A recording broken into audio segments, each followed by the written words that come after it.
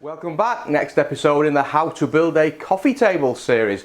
Today we're milling the stock up for the laminated tabletop. That sounds good, stick around.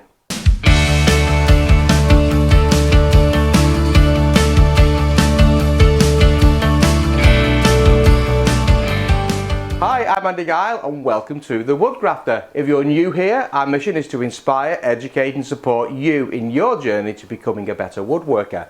We do that through a whole series of videos, project videos like this one, where we take you step by step through building something, tool tips, reviews, techniques, general information from the woodworking industry, now and then a deep dive video specialising in a subject.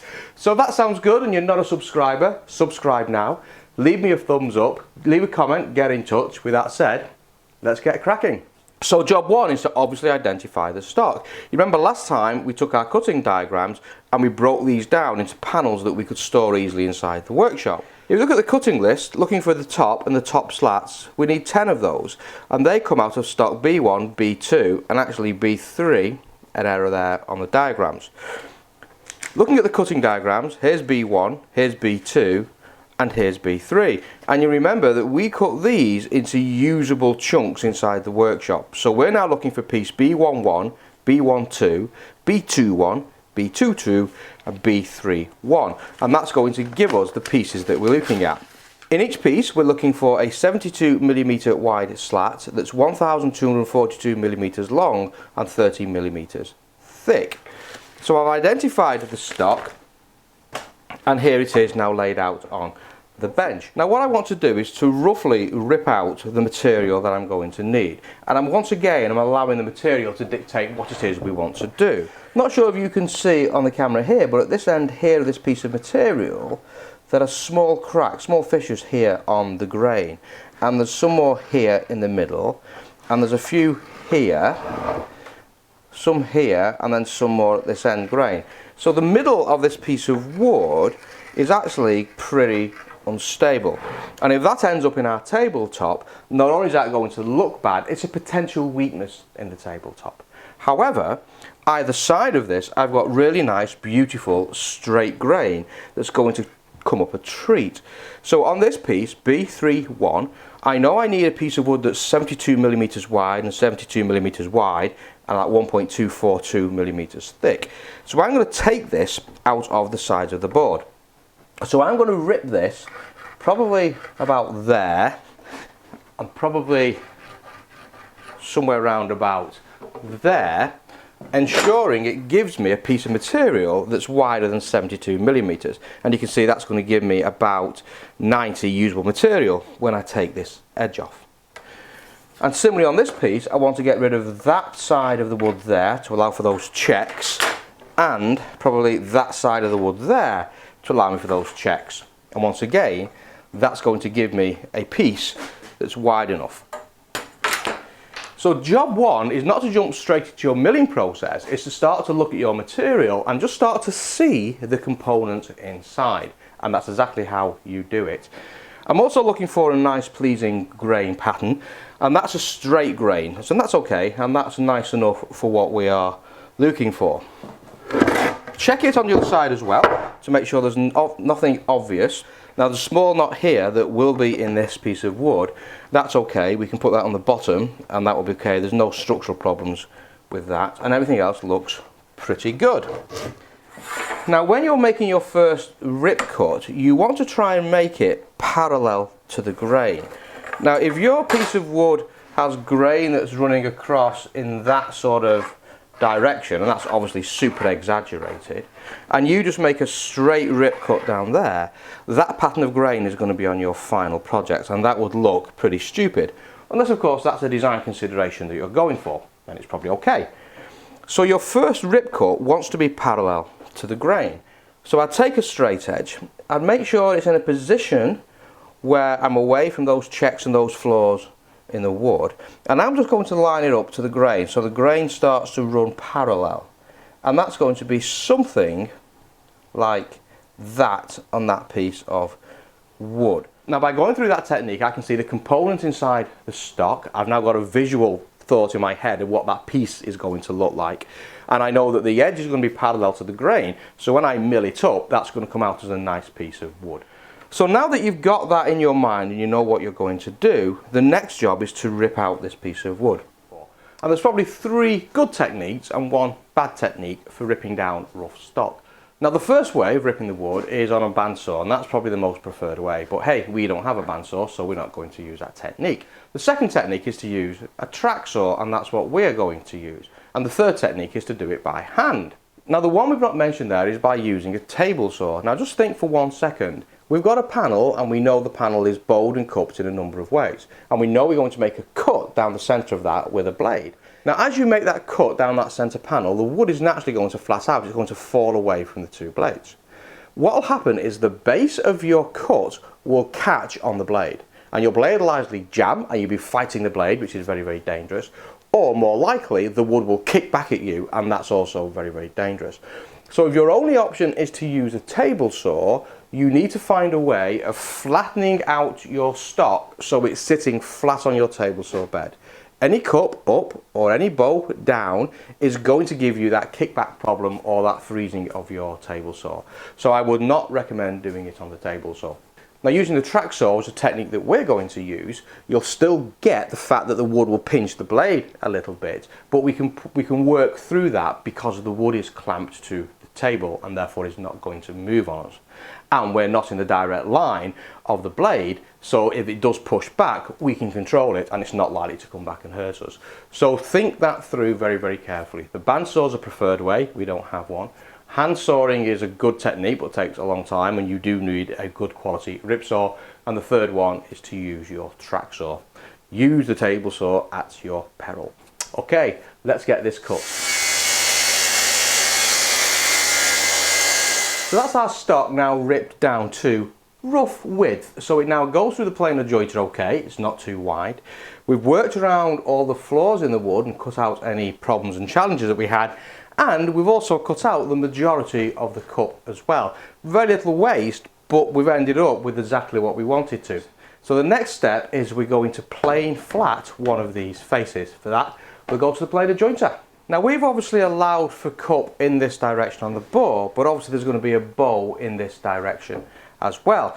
And I have to find out where that bow is. So I'll put this on a flat surface, and I can see I've got a low point here, and a low point here and a high point here. So this wood is bowing up in this direction. So I'm going to flatten this face. I'm going to take this bow out first of all to give me a flat surface on this side.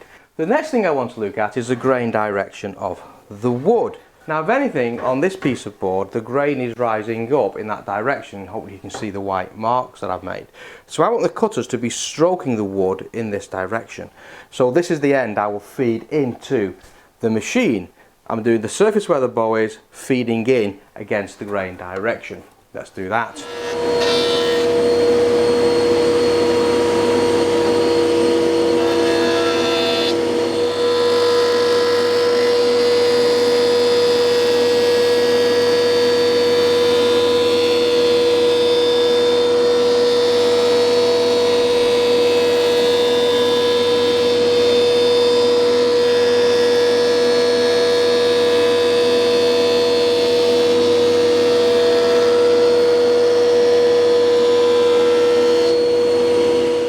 There you go, we've gone from that rough cut surface to a beautifully flat, polished oak surface. And that is gorgeous. Can you see the light coming off that one? Fantastic. So now we need to take one edge and square it up to this face. That's the next job. And there we go. So that's the face done, and that's the edge perfectly square to it. And we just want to check that to make sure our machine was calibrated correctly. Oh man, it does not get much better than that. That is absolutely gorgeous. And then just as a tip, because this obviously was a sawn edge, it still looks pretty good. So I'm just going to mark it with a number of white crosses to show me that's not the good side. So when I come to rip it down, I now know I've got my reference face here. And that's beautiful, really beautiful. So it's a simply matter of doing that to all of those. So there we have it. That's all the faces flattened and all one edges joined square. And you can see what we're now beginning to get. Looking good. The next job is I want to bring those down to width, not thickness, down to width. Now in the plans it calls for 70mm width of stock, laminating 1070s together to give me the 700 overall width we're looking for. I'm going to rip these down to 72mm. Now the reason being I want to laminate this panel later down the line and I want a very, very good edge. The table saw edge is good, but it's not quite good enough for that joint edge I'm actually looking for. So I'm going to bring these down oversized, 72mm, and then my final part of stock preparation, I will joint both edges by 1mm on the planer thicknesser to give me that pristine look that I'm looking for. So we're going to go over to the table saw now, and we're going to bring these down to the 72mm that we're looking for. So the table saw is all set up for this cut. Let me show you what I'm doing here. I've got the MFT table as an infeed to support the wood, MFT being the same height as the CMS, which is good. At the back here I've got a roller stand that's also set to 900mm, and I've positioned the roller stand as such where this wood is always supported either by the MFT, the CMS or the stand, so as it runs through the cut it's not going to tip on me. So my workpiece is stable at all times. I've got my fence set for a 72mm cut from the inside of the blade. My safety guard's in place, my riving knife's in place, my dust collection is all connected, and I'm good to go. So here's a technique that we're going to use. We know we've got one flat face and we know we've got one edge that's perfectly 90 degrees to each other. The flat face is going to reference on the body of the table saw, and the edge is going to reference against the fence, and we're going to feed this through the cut. We use a push block just as a feather board to keep this resting against the fence and my hands well away from the blade, and we use a push stick as we get towards the end of the cut to clear the blade. Let's try that technique and see how we get on.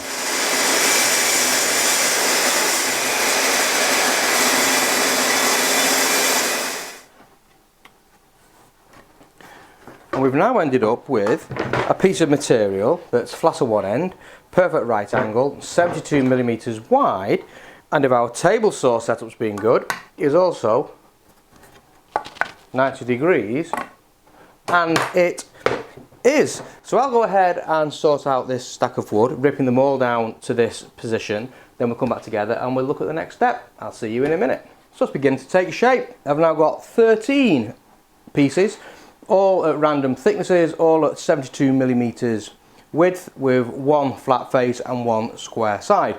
The next job is to bring this down to 30mm in thickness, 17mm in width, square or round, and for that we go back to the planer jointer.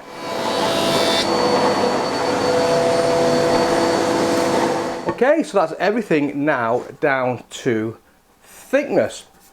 I had to go below 30mm to get rid of the marks in the stock that I didn't want to see, so I've actually come out round about 28.5mm. Also, some of the stock I discarded. I'm not sure if you can see, but this end of the stock is tapering in. So even though this was down to 30mm here, there was a significant amount of stock to go to clean it up. And that distance there is actually around about 23-24mm. So in order to get this flat, I'd have to bring all of the top down to 24mm, and I didn't want to do that. That's way too thin. The next step is to bring these down to 70mm. These are all currently about 72mm or so. So the way I'm going to do it, I'm going to set the planer thicknesser up for a 71.5mm cut and take a pass on one side. Bring it down to 71 and take a pass on the other side. So I'll bring both sides down now at the same time, and I'll work down one side, the other side, one side, the other side at 0.5mm increments, and that will give me perfectly 70mm thick stock, parallel all the way along, and a perfect jointing edge.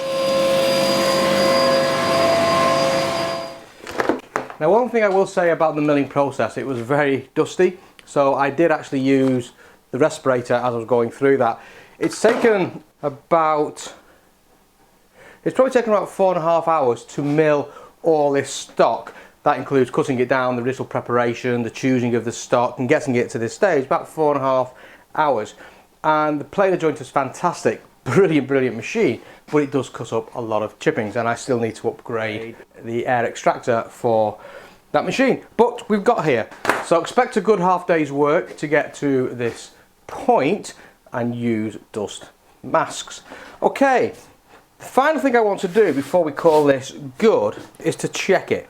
I just want to start to bring this material together, and I'm looking for a nice tight joint. Now, the way I was taught, if you can close the gap with hand pressure alone, you've got a good joint. So hopefully you can see here there's a gap. I'm touching here and I'm touching here. When I put hand pressure, I can close that gap, and that's looking pretty good. Now look at this one here. This one is touching in the middle, but I've got a gap at this end here and this end here. So this one is suspect. So we'll just move it to one side to see which one's wrong. So this next one, I can close the gap pretty well by hand. So this one I think has got a problem on it. And it's ever so slightly off square. So I just want to re-mill this one. So I'll put it on one side. Try the next one. And yep, those two are going to go together reasonably well. Try the next one.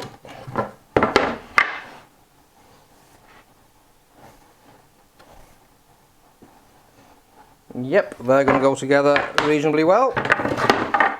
Try the next one. Yep, that's going to work. And that one is just slightly low here, so that one needs a bit of work, and that one's okay. So I'm just going to bring those final two down to squareness. Now the next episode we'll lay out the wood, get the orientation how we want it, and we'll get this thing glued up to make a tabletop. I'll see you next time.